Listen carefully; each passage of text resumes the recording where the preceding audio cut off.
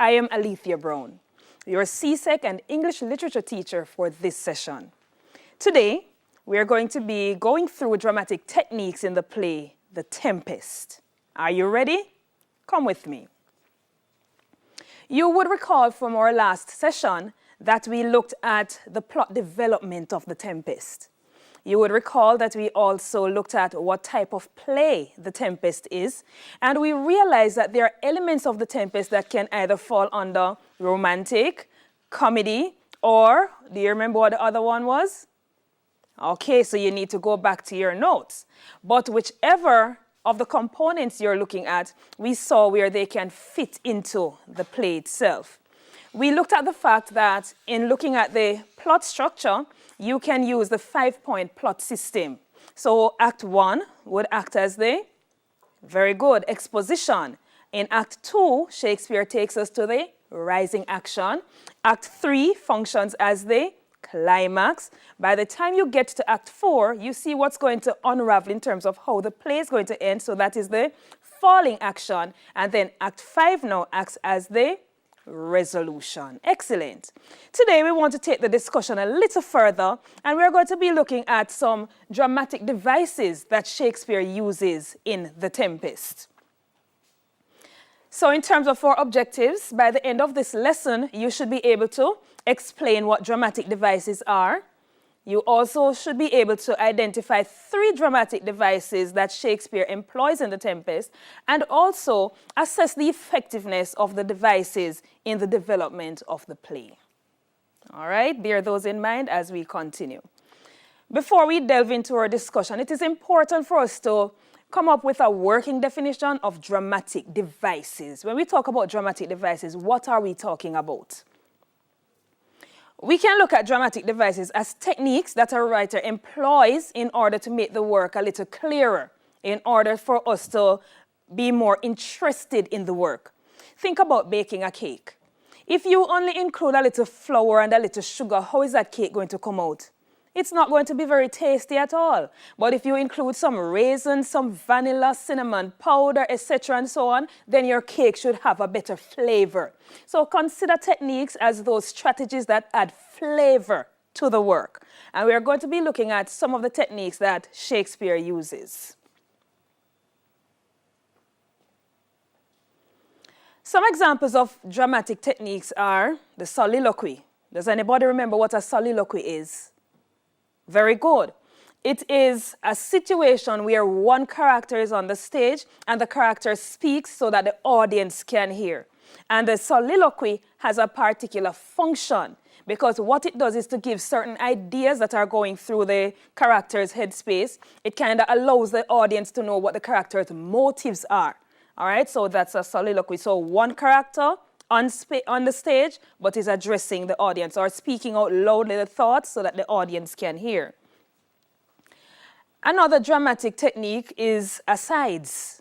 Now, you might be asking, how do asides differ from soliloquies? Well, remember, the soliloquy is one speaker on stage addressing the audience or speaking out his or her thoughts aloud. When it comes on to the asides, you may have other characters on the stage, but one speaker is also speaking his or her thoughts out loud. And again, the asides function in a similar manner to the soliloquy. So we get an idea of the thoughts of the character, what the character's motives are, possibly what the next step for the character is going to be. Another technique we can look at is the whole idea of irony. And later on, we're going to delve a little bit more into what irony entails. Imagery. And this is a technique that you might also find in poetry. And it's the use of different devices that allow you to see, smell, taste, feel what exactly it is that the writer is trying to communicate through the work. Another technique is the use of song and music. And if you remember aspects of this particular play, The Tempest, you would have seen Shakespeare infusing song and music. Think about the time when the fairies were having that, presentation for the betrothal of Miranda to Ferdinand. There was I think it was a little concert thing that they put on, and there was much fanfare with music and song and so on. We even saw Caliban singing. I can just imagine what Caliban's voice sounds like singing. All right, so he integrates song and music into the piece. Another technique is the use of figurative language.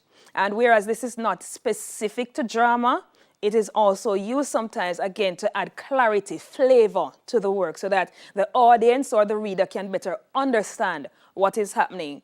When we talk about figurative language, we're talking about elevated language. It's not language that we necessarily use on an everyday basis, but when we do use it, it's to add clarity to whatever we are speaking or to add color. So instead of saying, the sun came out brightly. Yes, the sun came out brightly. You can add a little flavor to that. The sun shone in all her beauty and her smile radiated on the entire earth. Something like that. So the sun there being personified, giving it human qualities. Very good.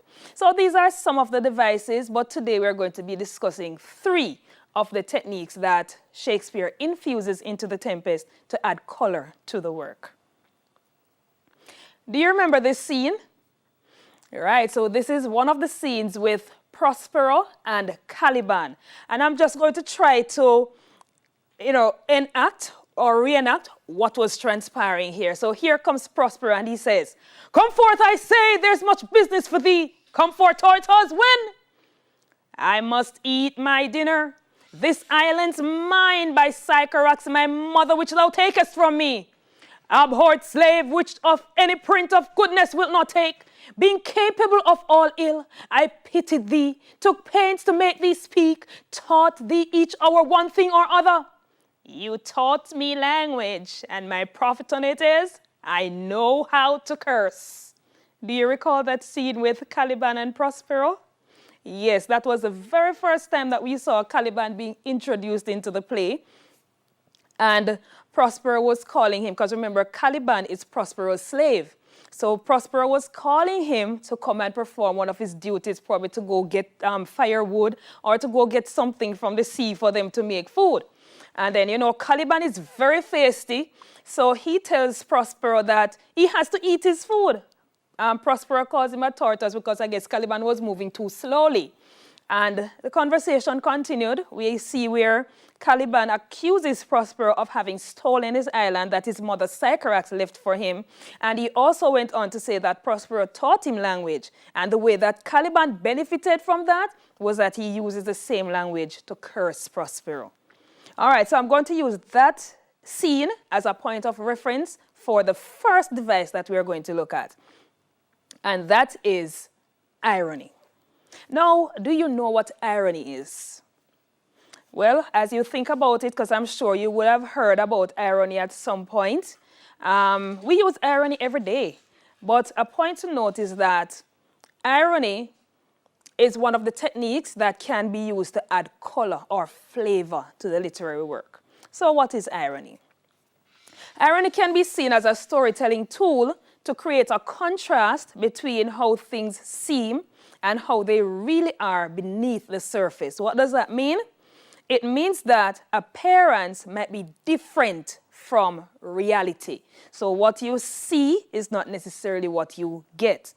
Another way to look at irony is a case where expectation is different from outcome. So I'm going to use a little mathematical expression here. Yes, I'm infusing mathematics into my literature class to show you how irony works. So here we have irony. So irony is a case where expectation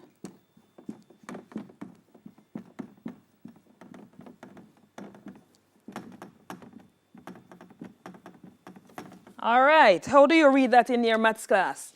Expectation is not equal to outcome. Am I brilliant or what? I just infused maths into the literature class. Oh, wow. All right, so expectation is different from outcome. And this is what we call situational irony. So you expect that something will go one way, but in the end, it turns out the opposite way. Think of this, for example. A doctor dies of the common flu. I'm sure your reaction is going to be like, really? Exactly, because the situation is that this is a doctor. You would expect that the doctor can safeguard him or herself from the common flu. But what happens? The doctor dies of the common flu. That's ironic. Think about this kind of situation again. A fireplace, a firehouse burns down, or the fire station burns down. Ironic, isn't it? So if the fire station is going to burn down, what does that tell us about the fire chief and his personnel? All right? That's ironic. And that's situational irony, where the expectation is different from the outcome. Very good. There's another type of irony, and this one is called verbal irony. Now, in verbal irony, sometimes this is communicated through speech. So what is said is not necessarily what is meant. Similar to the situational irony. Let's go back to situational. What was expected is not what really happens. In verbal irony, what is said is not necessarily what is meant. Very good. So, an example of verbal irony, your friend comes out and she's dressed like a giraffe, and you know from earth to heaven that she doesn't look good. But you say to your friend, oh my, you look fabulous, just fabulous. That is verbal irony. And verbal irony manifests itself in the form of sarcasm sometimes. So you know when people say, oh, you're being sarcastic, probably you are, because what you're saying is not necessarily what you mean. Husbands normally do that, you know, especially those wives who are conscious about their figure. So the wife might come to the husband and say, honey, how do I look? But in order to have a peaceful life, the husband says to the wife, honey, you look fabulous, slim and trim. When, to be honest, the wife is not really slim and trim. That's sarcasm. And I guess in some cases, sarcasm can prevent a lot of feuds from happening. All right? So sarcasm is a good example of verbal irony. And then there's one more type of irony, and this one is called dramatic irony. And since we're focusing on drama, then this one becomes more than applicable. So dramatic irony now is where the audience knows something that evidently the characters on the stage do not. So the audience is aware of what is happening, but the characters on the stage do not necessarily know. Look at the picture that we have there, for example. There's a shark beneath the water. So if you were watching a movie like this, I'm thinking that this came from Jaws, we know what's going to happen next. This man who is lying nicely on the surface of the water doesn't know what impending danger there is for him. Dramatic irony. Audience knows what the characters do not necessarily know. All right, so the outcome for the characters might be unexpected, but the audience knew all along what was going to happen. So at this point you say, no, me didn't know. I knew what was going to happen. That's dramatic irony. So we have looked at three types of irony: situational, verbal, and dramatic. Let's see now how we can apply these to the drama, The Tempest. The scene with Prospero and Caliban that I just mimed for you. There were two situational ironies coming out in that scene. Can you pinpoint them? Two examples of situational irony. The first one is Prospero stealing Caliban's island. Now, how does this become ironic? Think about it. Prospero steals Caliban's island and he imprisons Caliban. He makes Caliban his slave. All right, so we have that situation. Can you recall anybody in the drama stealing anything from Prospero? Yes, his brother Antonio stole his dukedom. We are not at the ironic part yet, you know, we're getting there. So Prospero steals Caliban's island. Antonio stole Prospero's dukedom. What is Prospero doing to Antonio? He is punishing Antonio. Through the storm, he has brought them to the island because he's going to take revenge on them. Now, shouldn't it follow that if Prospero stole Caliban's island, Caliban should be allowed to take vengeance on him? Okay, but here is Prospero now treating Caliban as a slave, treating Caliban as if he's not the rightful owner of the island, when at the same time he's punishing his brother for having stolen his dukedom. Do you see how this is situational irony? Right, the logic should be Prospero steals Caliban's island, Caliban takes revenge, and Prospero should be fine with that. because Antonio stole his island and he's taking revenge on Antonio. But here is Caliban, here is Prospero behaving all self-conscious, all self-worthy, chastising Antonio for the very thing that he is doing to Caliban. All right, so that's situational irony. So we have identified the irony there. Now, what is the function of the irony here? Remember that when we look at the dramatic techniques in terms of their effectiveness, we are looking at what aspect of the drama the technique is helping to highlight. What aspect of the drama is it adding flavor to? So just to recap, we're going to put on the board here some of the areas of the drama that the devices can help to enhance. All right, so let's do that. So remember, the devices help to enhance an aspect or an element of the drama. And what are those elements again? We have the setting. So it could be a case where it is highlighting something about the setting. It could be a case where it is highlighting something about character. Maybe it is adding to the overall plot development. Or is it that the device or the technique is helping us to be able to detect the themes more?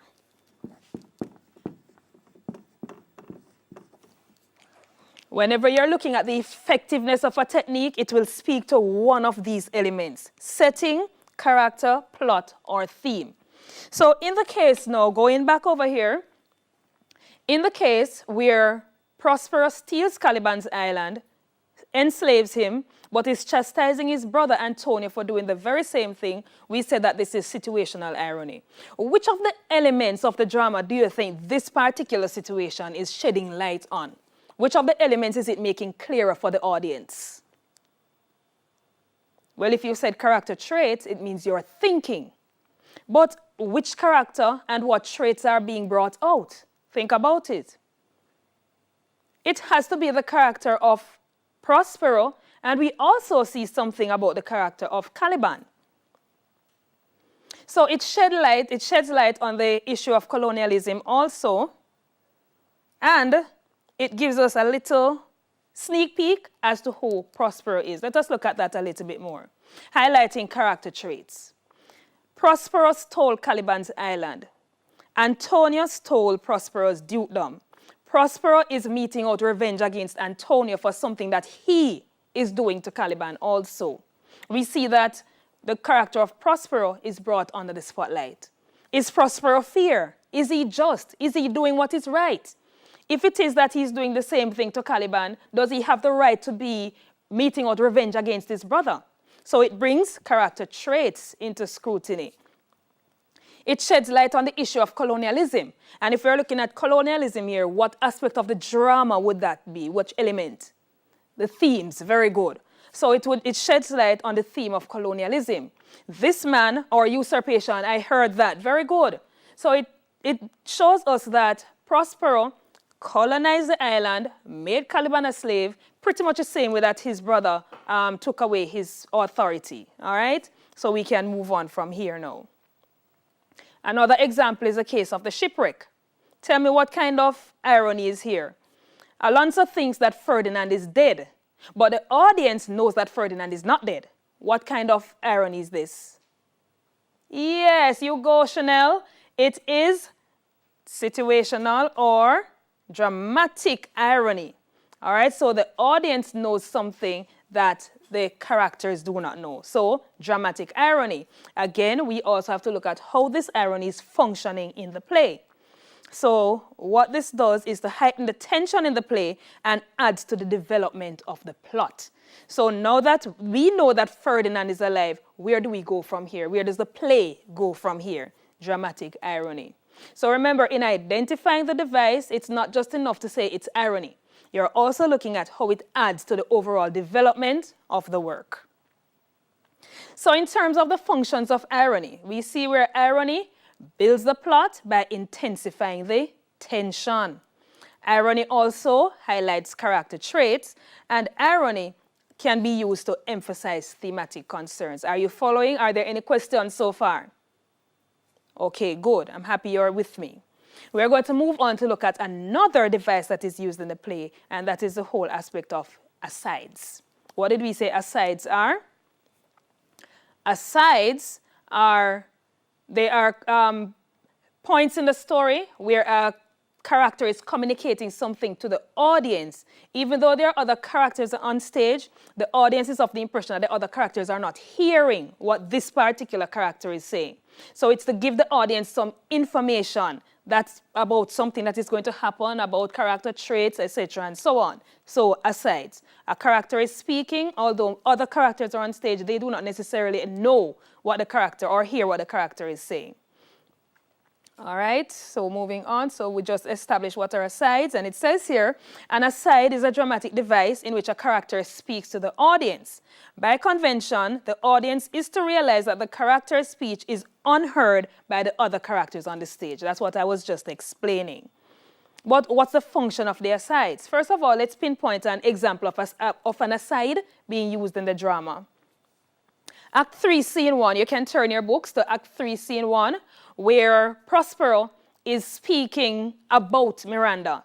Miranda is on the stage, but Prospero is speaking to the audience, and he says, "Poor worm, thou art infected. This visitation shows it." Do you remember that? That's where Ferdinand was introduced into the play, right? And Miranda falls head over heels in love with him.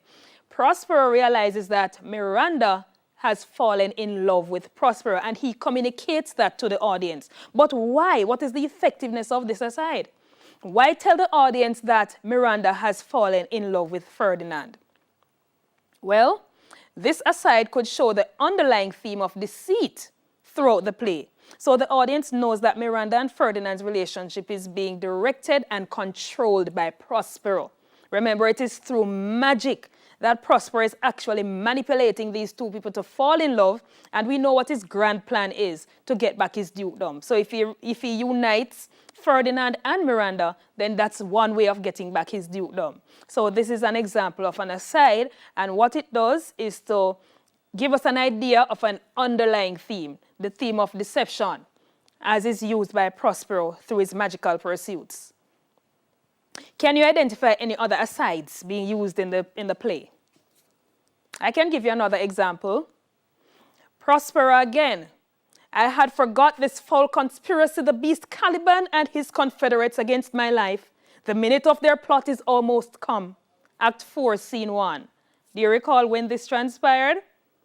Yes, it is a time when Prospero was at the banquet that he had prepared for Miranda and Ferdinand, and the fairies were there dancing and singing and so on, and suddenly Prospero remembered that Caliban was plotting to kill him. So he speaks to the audience. Remember, the other characters are on the stage, but this is Prospero speaking directly to the audience, and he's saying that he remembers that the beast Caliban was planning to kill him. In the midst of the celebration, the thought just came back to Prospero that Caliban was planning to kill him. So what is the function? Because remember, this is the whole point of looking at the function, the effectiveness of this aside in the drama. It makes the audience know that Prospero is aware of Caliban's plan. And if Prospero is aware of Caliban's plan, it means that this aside is also contributing to the plot. Because what is Prospero going to do now? What is his next step going to be? All right, it adds to the falling action. And remember, the falling action is where we begin to see how the major conflicts are unraveling. We kind of get an idea of how they are going to be resolved. And it further points to the theme of conspiracy and deception. So just like Prospero is conspiring to take back his dukedom, that is how Prospero is also conspiring to take Prospero's life. All right, so we have looked at the effectiveness of the aside right there. So generally speaking now, when asides are used in the drama piece, they can aid in the plot development. How? By building tension or by contributing to some aspect of the conflict. They reveal character traits. So you could look at how the aside helps us to see what do we see about Caliban coming from the aside, what aspect of Prospero do we see. And we realize that Prospero is a very vindictive person. Because he could have just forgotten about Caliban, but no, in the midst of the celebration, he suddenly remembers that Caliban was plotting to kill him, and so he has to do something about it. It also reveals characters' motives and their intentions. So we saw 2 motives and 2 intentions coming out here. Caliban plotting to kill Prospero, and Prospero deciding to do something about it. Are there any questions so far?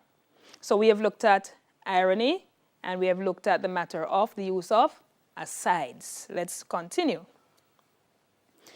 We now point our attention to imagery.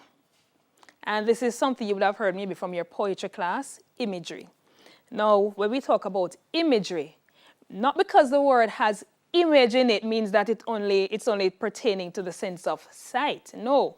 When we talk about imagery, we are talking about all the details that take into consideration all of our senses.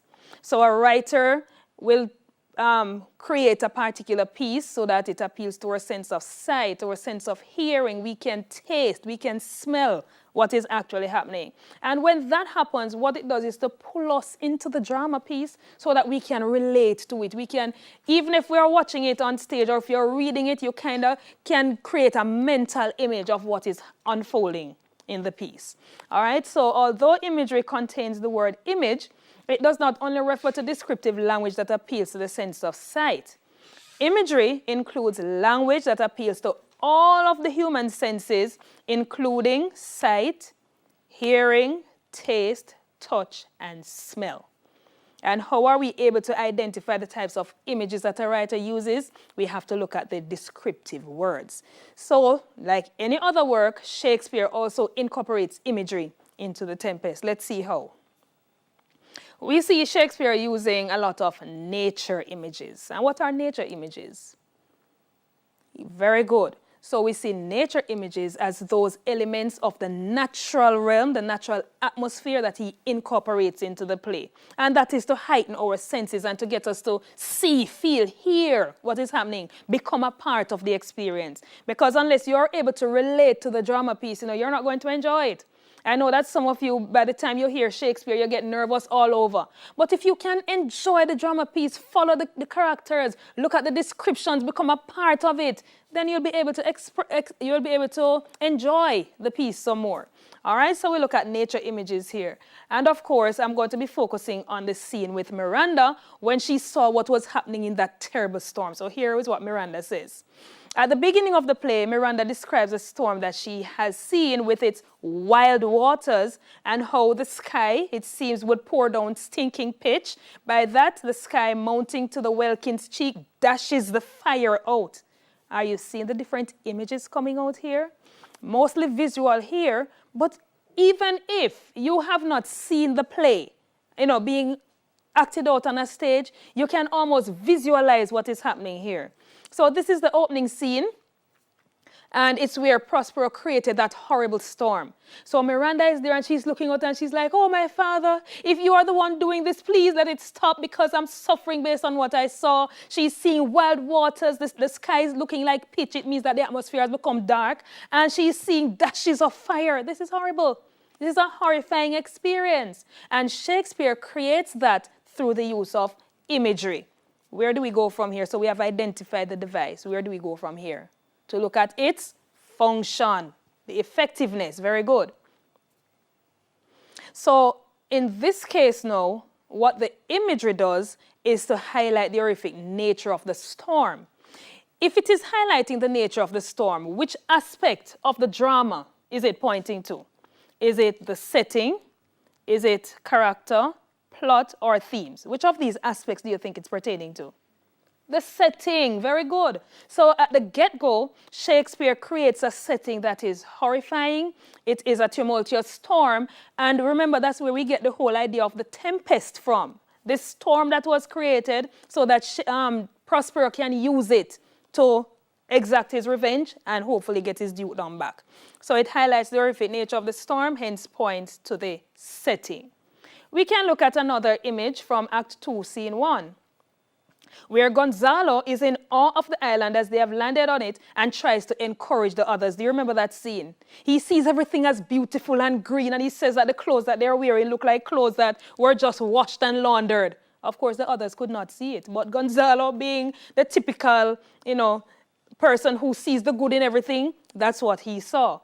So, for example, he says how lush and lusty the green grass looks. Which of your senses would that description appeal to? The sense of sight. Excellent.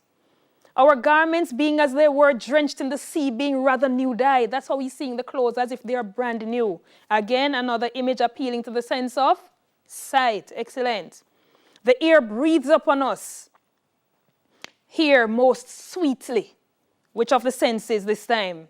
The sense of feeling. Very good. So the atmosphere here is created as something mystifying. So what we see here is that something is amiss, because a terrible storm just occurred. Now they're on the island shipwrecked. And here it is that the place looks lush. Their garments look clean and pretty. And the air to this character feels, smooth and crisp. Something is off here. So this again probably points to the setting of the play. And we realize now that another element is brought in, and that is the whole idea of the element of magic. So the island is not necessarily what it seems to be. All right, so this is how imagery is used. So in terms of the general functions of imagery, it can highlight features of the setting. Remember when we saw the fire and the waters piling up and the sky being pitch black and so on, we realized that this kind of setting was, kind of horrifying, especially for Miranda, who is so innocent and has never seen anything like this in her whole life before. The imagery can also reveal character traits. For example, in the case of Gonzalo, we realize that he's an optimist. So he sees the good in everything. Remember, even when they were on the ship, and he was the one who said that the boatswain didn't look like somebody who was going to drown. Hence, they were fine. He looked like somebody who would die by what? Hanging. So he saw the good in everything. Here it is that he's also seeing the good in the fact that, they're on the island. In fact, he started off by saying we are safe. And look at the good. Our clothes look brand new. The air is crisp and we are alive and well. So it highlights character traits. And it places emphasis in this particular case on the use of magic. All right, so we see that, remember that magic is one of the elements that Shakespeare uses in the play as well. In another class, we can look at how he uses magic to add tension, how he uses magic to propel the plot of the story along. Okay. So what we covered today was an explanation of what dramatic devices are. Do you remember what those are? Dramatic devices are the tools, the strategies, the techniques that the writer incorporates into the piece to make it a little bit more interesting. So a writer can use different devices, and we looked at some of those devices. Do you remember what they are, especially as it pertains to drama? There can be the use of soliloquies, very good. The use of asides, excellent. We also looked at imagery, figurative language. Those are some of the devices. We identified 3 dramatic devices that Shakespeare uses in this particular play. Do you remember what they are? Among other devices, he uses irony, and we looked at 3 types of irony. What were they? Verbal, situational, and dramatic. Excellent. We said the verbal irony, what is spoken is not necessarily what is meant. Situational irony, when we use the mathematical concept there, expectation is not equal to outcome. So whatever you expected to happen, it took a turn, like a boy hiding from his principal because he's doing something wrong, only to realize that the principal is standing above him and looking down at him. Ironic, isn't it? And we also looked at dramatic irony, which is a case where the audience knows something that the characters don't necessarily know. And we assessed the effectiveness of the devices in the development of the play. We said in assessing the effectiveness of the devices, you have to look at what aspect of the drama the devices are pertaining to. Is it developing setting? Are they being used to develop character traits? Do they help to identify themes? Do they help to move the plot along in terms of building conflict and tension and so on? So those are some of the aspects that the devices or the techniques can help to enhance in the play. Are there any questions? Okay. You know this is my favorite part now. So I'm leaving you with a practice question, and it says here, discuss one dramatic device or technique that Shakespeare employs to develop the plot of the play, The Tempest. Again, discuss one dramatic device or technique that Shakespeare employs to develop the plot of The Tempest. Yes, and I can hear all the complaints coming already. Yes, you're going to write it. Yeah, enjoy writing it as well. But just to put your doubts aside and to kind of appease your hearts, I'm going to show you how you can go about answering the question. I tell you, students are something else. All right, so the first thing is to discuss the plot of the play. Discuss the plot.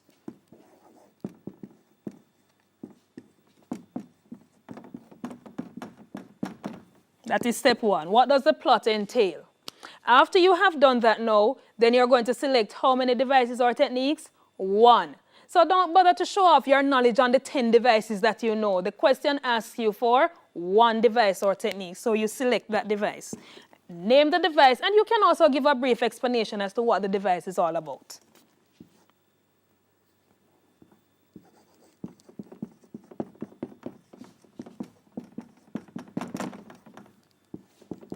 So select the device and briefly explain it.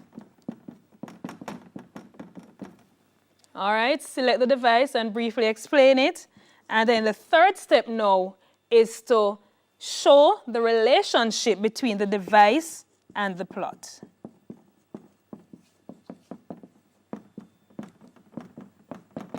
What area of the plot is the device helping to enhance? And that should give you a nice little package to write a beautiful essay. And remember always to use your evidence. As I always say, literature is like a courthouse. You cannot go to court without your evidence.